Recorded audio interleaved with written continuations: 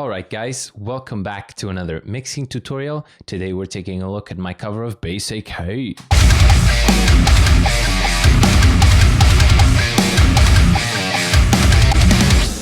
I love this song so much, and it was a blast to recreate it. Like these covers always are, but when you really love the song, man, that's just a great time. Okay, we usually start with the plugins on our master bus, but I'm going to talk about them last today because that's how I usually do the mix. I usually get everything the way I like it, and only then do I apply these three usual suspects. So today I'm going to be talking about them last. But be aware that we are going through a mix bus compressor with some saturation, of a multi-band compressor, and of course a final limiter. So you will be hearing the tracks through these. Alright, the drum tone, if you want the full breakdown on the drum tone, that's the Wage War Indestructible mixing tutorial, but there's some key differences. So I'm going to talk about bass next, but firstly I'll go over the differences between this drum tone and the Indestructible drum tone. They're the same components, but there's some key differences. So be sure to check that one out to understand the full picture, and then you come back to this point. All right, so after you've watched that one, the difference that I wanted is that I wanted the snare to be a bit less pokey and a little bit more big. So this is what the snare looks like on this mix. It has the same compressor for the attack again. Fuck a metronome.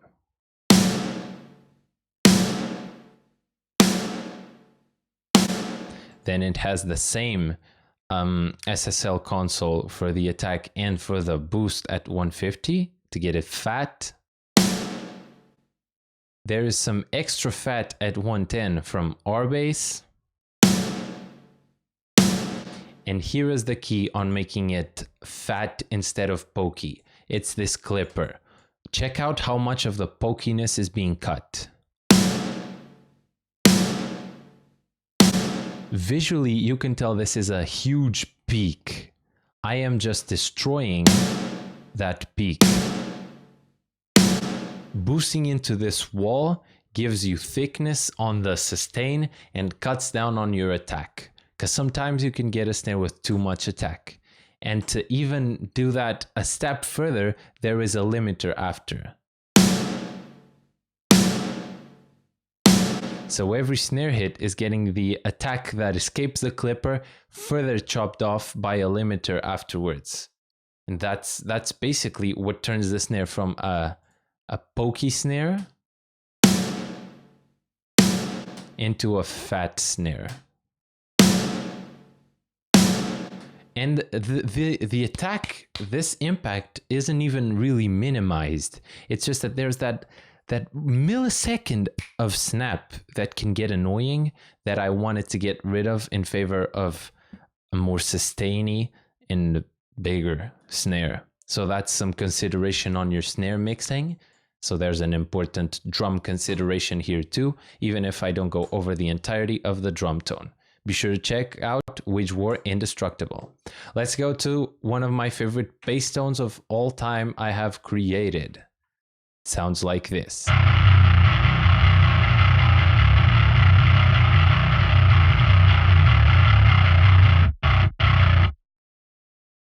Oh my god. This is so good. To say I created this is saying too much. This is the Will Putney plugin. And this is what it's going to do to my DI. DI sounds like this. Which actually sounds pretty good, by the way. My playing is part of why I like this bass tone so much. It's gonna do this. So this shit is insane. This is based on the Bloodlust album. I need to check out what this album is. Cause this bass tone is life, dude. Then my processing gonna make this to it.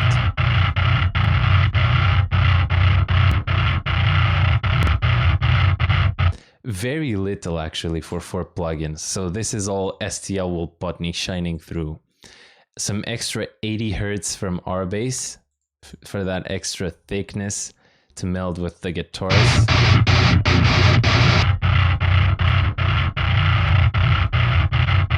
Very, very subtle difference.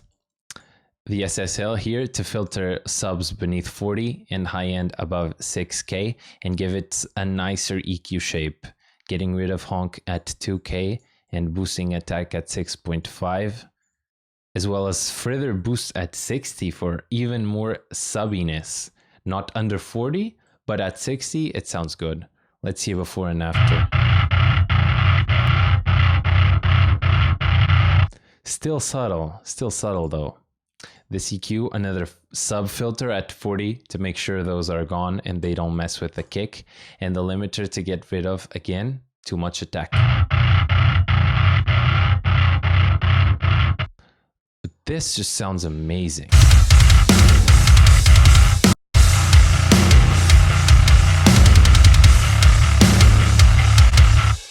It's such a thick tone, and when you get really glassy guitars next to it, it's such an awesome effect.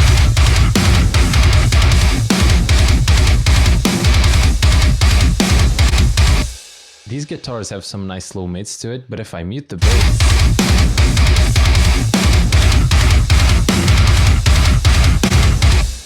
insane.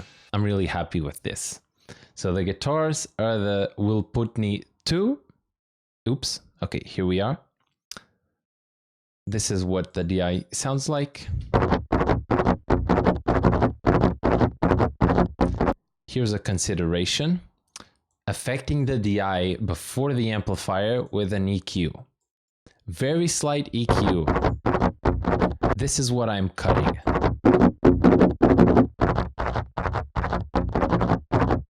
I'm cutting some of that woofiness. So really experiment with this. I'm going to turn on the amp and you'll see what this is doing before the amp.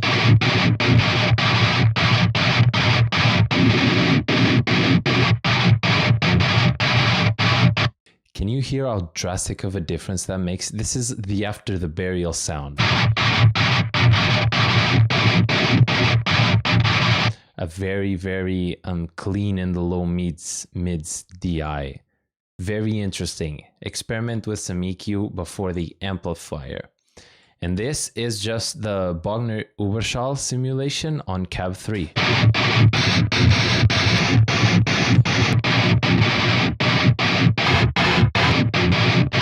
Cab 3 had the character of mid-range that I was looking for. My new almost secret tool on guitars. This is the Brainworks Refinement, and what it does is it cuts down the annoying mid-range spikes on your guitar. So these, you can solo what it's doing.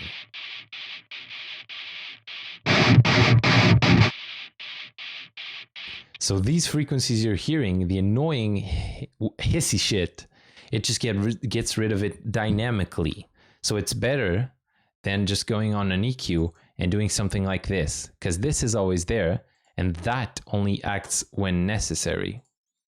So this makes a big difference. I'm gonna put it on the chorus. Check this out. Not with the solo, dumb fuck. Okay.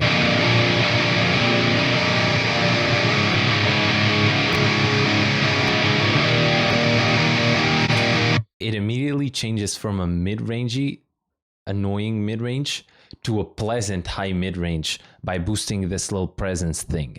It just transforms the high end of the guitars in a way that you could go without it, but once you try it, this is really interesting, a really interesting new world of possibilities for guitar mid-range. I'm really digging this, and it isn't very expensive. We're coming up on Black Friday too. So look out for a deal on this Brainworks plugin, because the tiny ones often get big discounts. This EQ is here for filters, so no subs beneath 80 and no high end above 8.5. There's also a cut on that same mid-range we cut off of the DI, and a boost at 7K for extra sheen.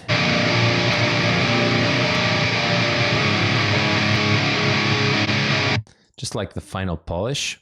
A compressor for the palm mute sections. As you know, palm mute sections are just innately louder than the rest of the other sections. So if you get a compressor to only act on those, your guitar will stay perfectly consistent in volume. Compare these levels of gain reduction with this, for example. That's what it's doing. This final EQ is here again for a mid-range shift.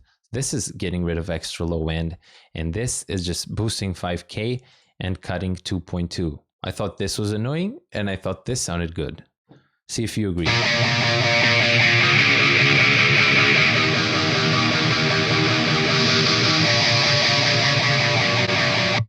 Pretty aggressive, this 5K thing, but I like it.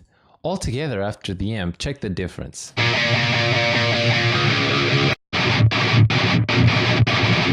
After I turn them on.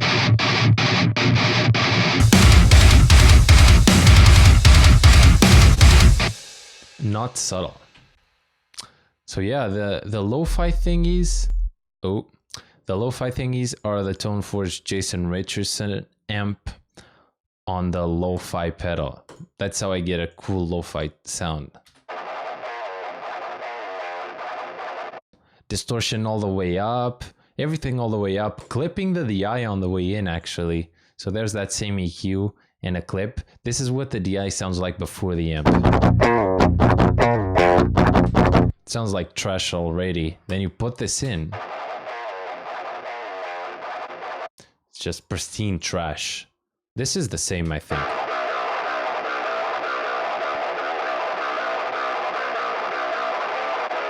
This is the same, but the lo-fi is a little bit less aggressive. So less gain, and on the EQ, there's not as much cutting. Which on the other one, I cut all the low end off, I believe. No, this is actually the same, okay. So it's just a matter of the amount of gain destroying the signal.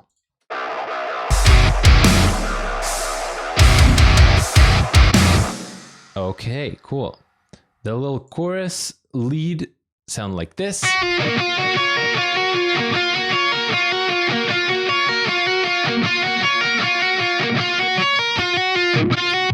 Very epic. I like this. So this is the exact same tone as the rhythms, actually. The only thing that will be distinguishing it is that it's played on a high register and that it has some effects and different EQ. So if you want your leads to mesh well with your rhythms, just use the same amp with a different EQ, for example. In this case, there's some of the reverb pedal on here already. That's a nice room. I am going to want a big stereo delay on that. So 33% wetness, some filters to make it sound a little bit more radio-like, and a ping pong for left and right on a quarter note rhythm. Make you do that. This is what makes your leads pop on a whole new rhythmical level. An EQ to get rid of subs, so everything beneath 120 is useless. Getting rid of bumpy low mids at 280 and cutting excess high range above 10K.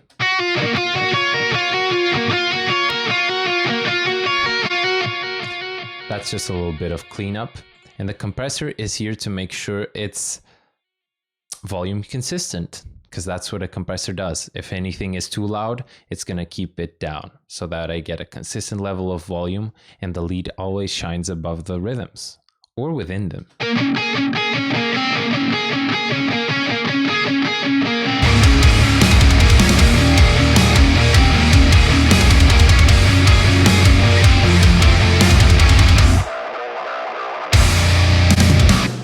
So that's it, guys. Very quick, very simple. An explanation of the tones. A little rise thing. Very cool. My usual explosion. Always bringing in the impact.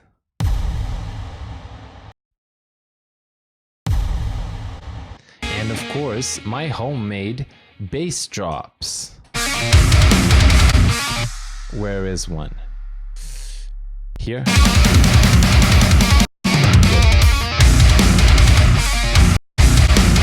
So I created this. I will explain once again how you do this. There is no audio there, but it's still playing. So what's happening? This is a frequency generator. Your program DAW probably has one of these. I use this one by Waves just because I bought it on a bundle.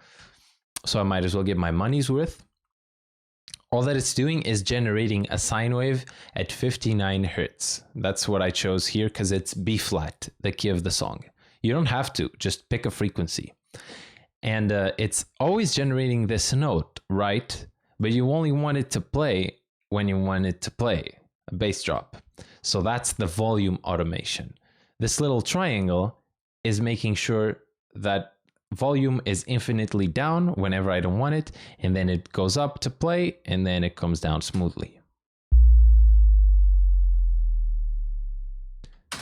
That's what you need to make it play, but you also need the frequency to go down.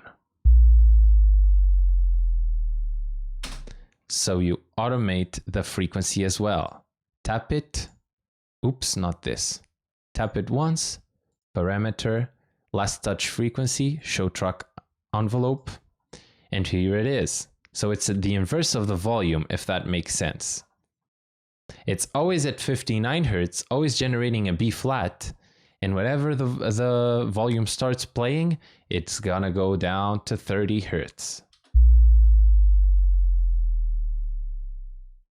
And that's how I do my own bass drops. I don't have to, I could just paste a sample, but this way I get to choose how long they are and what note they are, which is very, very cool. For example, this one is 3 bars and this one is only 2. You get to make them as you need them. So that is the tutorial for Basic Hate. Thank you guys so much for watching and for supporting, really. Yes, that's it. That's a lot of gratitude that you're here. You're interested enough in my sound and in the channel that you would support it.